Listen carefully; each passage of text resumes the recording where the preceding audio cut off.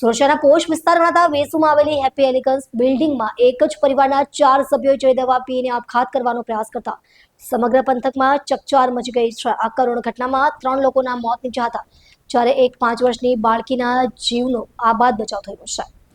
આ ઘટના બાલ મુકુંદ રૂંગટાના પરિવાર સાથે સંબંધિત છે। પતિ પત્ની અને તેમની 2 નાની દીકરીઓ સહિત કુલ 4 લોકોએ આ ભયાનક પગલું ભર્યું હતું। પ્રાપ્ત માહિતી અનુસાર બંને દીકરીઓની ઉંમર આશરે 5 થી 7 વર્ષની હોવાનું જાણવા મળ્યું છે। સારવાર દરમિયાન 3 લોકોએ દમ તોડી દીધો હતો, જ્યારે એક દીકરીનો જીવ બચાવી શકાયો છે। સામૂહિક આપઘાતનું ચોક્કસ કારણ હજુ સ્પષ્ટ થયું નથી, પરંતુ પ્રાથમિક તપાસમાં ઘણા ચોંકાવનારા ખુલાસા થઈ રહ્યા છે।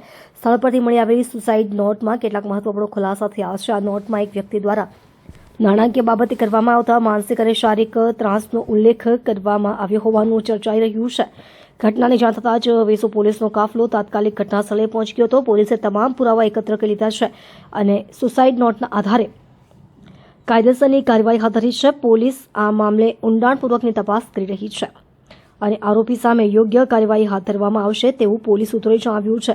આ દુઃખદ ઘટનાએ સમગ્ર સુરત શહેરને હચમચાવી નાખ્યું છે અને પોશ વિસ્તારમાં રહેતા લોકોમાં ભય અને શોકનું મોજું ફરી વળ્યું છે।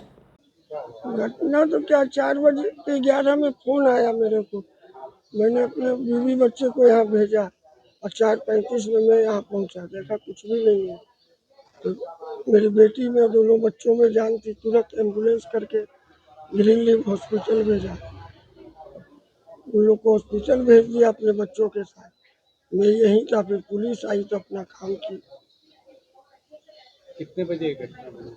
टाइम पता है? मेरे को तो 4:11 में फोन आया, तो मैं क्या बताऊँ, क्यों कर ऐसा सब आगे क्यों कर? मैं क्या बता सकता हूँ क्यों किया। क्या मानते हैं? आपकी मांग क्या है और आपका क्या मांग है? मेरी मांग क्या है, पुलिस अपना काम करेगी। सोसाइट नोट मिला है और जिसको भी पकड़ना है पुलिस पकड़ेगी।